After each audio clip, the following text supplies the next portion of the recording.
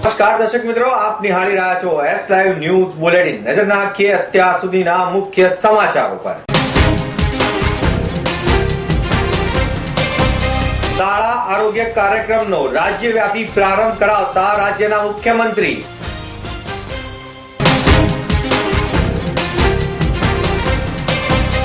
Car ચાલકોને અમદાવાદથી Vadodara toll tax માટે ₹170 ચૂકવવા પડે છે।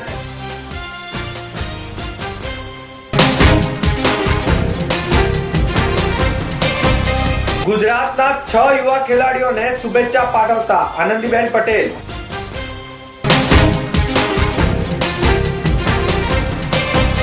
જી રિશ્તે એવોર્ડ સમારંભ યોજાયો।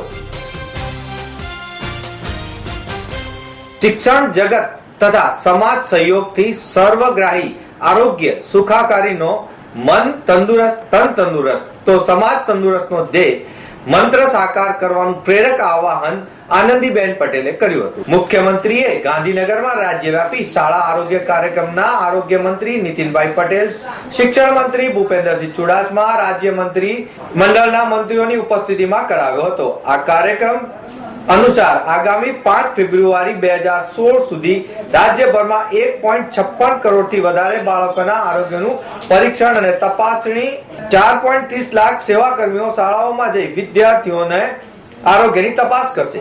આનંદીબેને ગુજરાતમાં પ્રાથમિક શાળા કક્ષાએથી જ બાળ આરોગ્ય સંભાળ અને હેલ્થ ચેકઅપના પ્રયોગની સફળતા વર્ણવતા કહ્યું કે આ શાળા આરોગ્ય તપાસણી કાર્યક્રમને પગલે બાળકોમાં ગંભીર રોગ જણાય તો તેની સંપૂર્ણ સારવાર પણ રાજ્ય સરકારના ખર્ચે કરાવીએ છીએ। શાળા આરોગ્ય તપાસણીના રાજ્યવ્યાપી કાર્યક્રમ અંતર્ગત આ વર્ષે શાળા આરોગ્ય સપ્તાહનું પણ આયોજન કરવામાં આવ્યું છે। મુખ્યમંત્રીએ આ કાર્યક્રમની પણ સરાહના કરી હતી। મહિલા બાળ કલ્યાણની વિવિધ યોજનાઓ, આરોગ્યની યોજનાઓ તથા સર્વાંગી શિક્ષણની યોજનાઓનો લાભ અને જાણકારી છેવાડાના આંતરિક વિસ્તાર સુધી પહોંચે તે માટે ત્રણેય વિભાગો સંકલિત કરી યોજનાકીય પુસ્તિકા પ્રકાશન દ્વારા પ્રચાર પ્રસાર કરી સ્વસ્થ તંદુરસ્ત કુપોષણ મુક્ત ગુજરાતને પ્રતિબદ્ધતા સાકાર કરે તે આવશ્યક છે તેમ પણ તેમણે જણાવ્યું હતું। અમદાવાદ વડોદરા વચ્ચેના નેશનલ હાઈવેની મરામત કરી વાહનો માટે 6 ડિસેમ્બરથી ખુલ્લો મૂકવામાં આવ્યો છે। તેના પરથી મોટર કાર ચાલકો માટે વન વે જર્નીના ₹170 ટોલ ટેક્સ લેવામાં આવતા વાહન ચાલકોમાં વ્યાપક અસંતોષ જોવા મળી રહ્યો છે। અમદાવાદ વડોદરા એક્સપ્રેસ હાઈવે પર એક કાર માટે ₹95 ની આસપાસનો ટોલ ટેક્સ લેવામાં આવે છે। તેની સામે નેશનલ હાઈવે પર ખેડા જઈને વાસદ જાવ તો તેની સામે ટોલ તરીકે ₹170 લેવામાં આવે છે। તેની સામે એક્સપ્રેસ વે પર જતી ટ્રકો પાસે ₹525 લેવાય તો નેશનલ હાઈવે નંબર 8 પરથી પસાર થતી ટ્રક પાસે ₹600 લેવાય છે। ટ્રાન્સપોર્ટનું કહેવું છે કે કોઈ પણ રોડ સંપૂર્ણ બંધાઈ ન ગયો હોય ત્યાં સુધી તેના પર પસાર થતા વાહનો પાસેથી ટોલ ન લઈ શકાય તેવા નિયમો પણ ભંગ કરવામાં આવી રહ્યા છે। અમદાવાદ વડોદરા નેશનલ હાઈવે 8 પર જેતલપુર પાસે બ્રિજ હજુ પૂરો થયો નથી, તેને કારણે ટ્રક અને વાહનોને પસાર થવામાં લગભગ 60 મિનિટ જેટલો વિલંબ થાય છે। આ વિલંબ એટલા માટે થાય છે કે આ જગ્યાએ 6 લેન રોડ લેન બન્યો નથી। આમ તો આ રૂટ પર ટોલ લેવાતો નથી, તેથી એક્સપ્રેસ વે નો ટોલ ન ભરવાની ઈચ્છા ધરાવનારાઓ આ રૂટ પરથી જતા હોવા જોવા મળે છે, પરંતુ 6 ડિસેમ્બરથી તેના પર ટોલ લેવાનું ચાલુ કરી દેવામાં આવ્યું છે।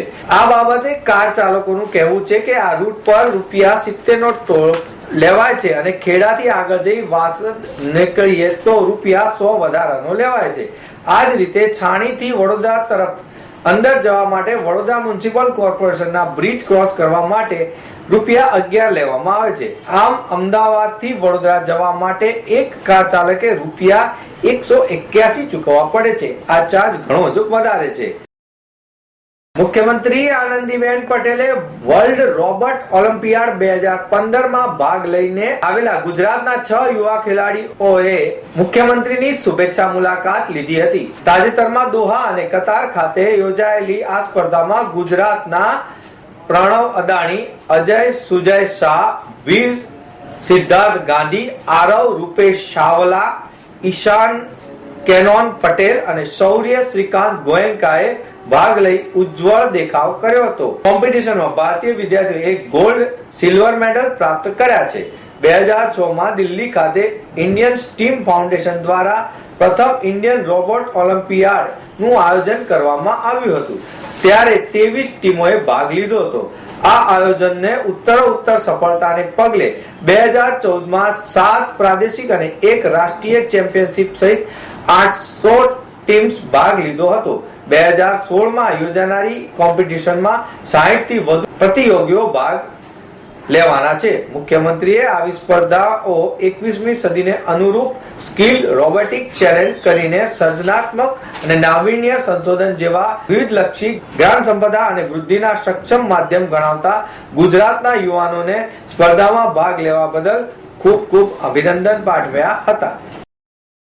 ઝી ટીવી એવોર્ડ સમારંભ તાજેતરમાં યોજાયો, જેમાં ઝી ટીવીના શો કુમકુમ ભાગ્યમાં પ્રજ્ઞા અને અભિની ભૂમિકા નિભાવનાર શ્રીતિ ઝા અને સબીર અહલુવાલિયાને ફેવરિટ પતિ પત્નીના એવોર્ડથી નવાજવામાં આવ્યા. કુમકુમ ભાગ્ય અને જમાઈ રાજાને પરિવારને ફેવરિટ કુટુંબનો એવોર્ડ પણ અપાયો. ટસને ઇશ્ક, કુંજ અને ટ્વિંકલ અને લાજવંતીની લાજવંતી અને સુંદરલાને ફેવરિટ જોડીની ટ્રોફી એનાયત કરાઈ. ઝી પરિવારમાં નવી એન્ટ્રી સરોજીની ભૂમિકા નિભાવનાર સાઈમી દોશીને ફેવરિટ બહુનો એવોર્ડ મળ્યો.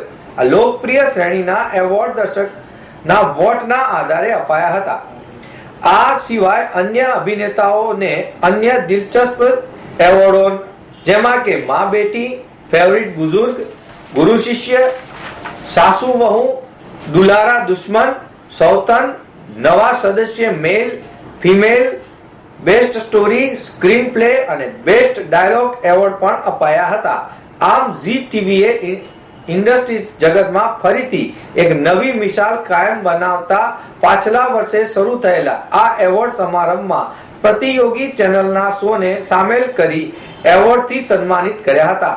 એવોર્ડ શોમાં પહોંચી રેડ કાર્પેટ પર પોતાની ચમક દેખાડનારા કલાકારોમાં રવિ દુબે, શબ્બીર અહલુવાલિયા, દ્રષ્ટિ ધામી, સિદ્ધાર્થ કણિક, નિયા શર્મા, શ્રીતિ ઝા, રવિશ દેસાઈ, ઋષિકા મહેતા, શિખા સિંહ, મૃણાલ ઠાકુર, વૈષ્ણવી અને મેકડોનાલ્ડ, સુરભી જ્યોતિ, ફરીદા જલાલ, અપરા મહેતા, દલજીત કૌર, મિતાશ વસ્તી જેવા અનેક કલાકારો પણ ઉપસ્થિત રહ્યા હતા. એક ખૂબ જ આહલાદક કાર્યક્રમ ઝી ટીવી શોનો યોજાયો હતો. તો મિત્રો, આ હતા અત્યાર સુધીના મુખ્ય સમાચાર. સમાચારની ખાસ ગતિવિધિ માટે આપ નિહાળતા રહો એસ લાઈવ ન્યૂઝ બુલેટિન. નમસ્કાર.